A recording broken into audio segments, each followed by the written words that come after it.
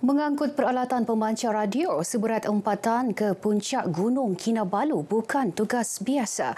Namun bagi sekumpulan porter gunung, inilah realiti kerja mereka. Berbekalkan tenaga, ketabahan dan semangat luar biasa, mereka galas tanggungjawab besar demi memastikan siaran radio terus sampai ke pedalaman Sabah. Iswadiman Syamsuddin yang menyertai misi mencabar itu ada laporannya.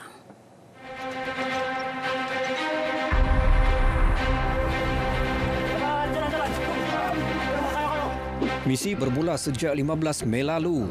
Matlamatnya jelas dan penting. Menggantikan peralatan lama menerusi projek naik taraf pemancar FM radio fasa kedua.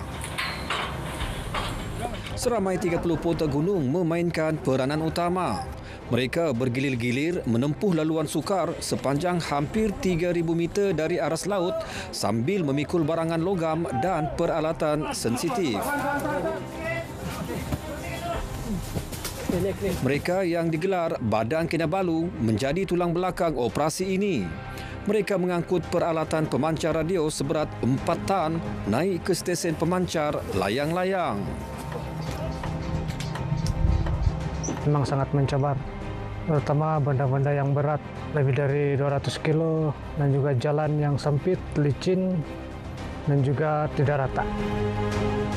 Setakat ini dalam 55 lah, tapi itu setakat di liang-liang saja lah. Kami ada tuh tetambak supaya untuk menyokong lah, supaya bahu tidak stres betul. Stesen pemancar layang-layang ini menyalur isyarat radio dan televisyen jauh ke pedalaman Sabah, termasuk kawasan Ranau, Tambunan dan Keningau. Hanya boleh diakses menerusi laluan denai hampir 3 km. Pendakian mengambil masa antara 2 hingga 4 jam bergantung kepada ketahanan fizikal individu. Aspek keselamatan turut diberi penekanan. Apatah lagi kerja pemasangan dan penggantian alat di menara setinggi 70 meter yang terdedah kepada suhu rendah dan tiupan angin kuat.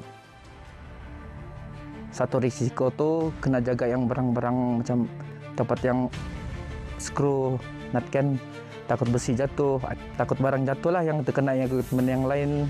Jadi bermasalah pada yang kru-kru yang lain lah.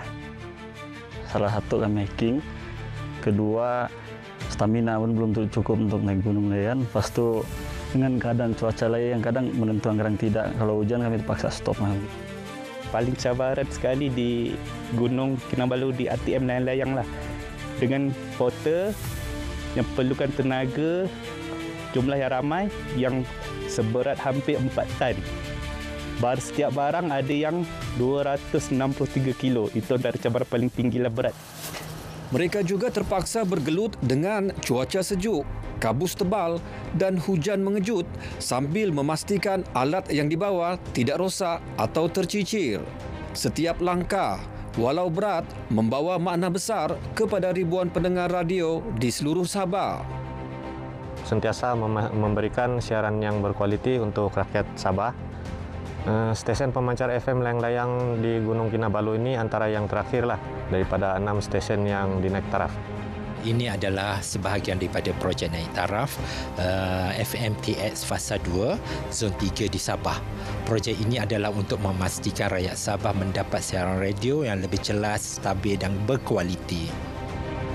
Mereka wira tidak didendang yang menjadi tulang belakang siaran kita dari puncak tertinggi negara demi memastikan RTM terus relevan menyalur maklumat dan dasar-dasar kerajaan kepada rakyat.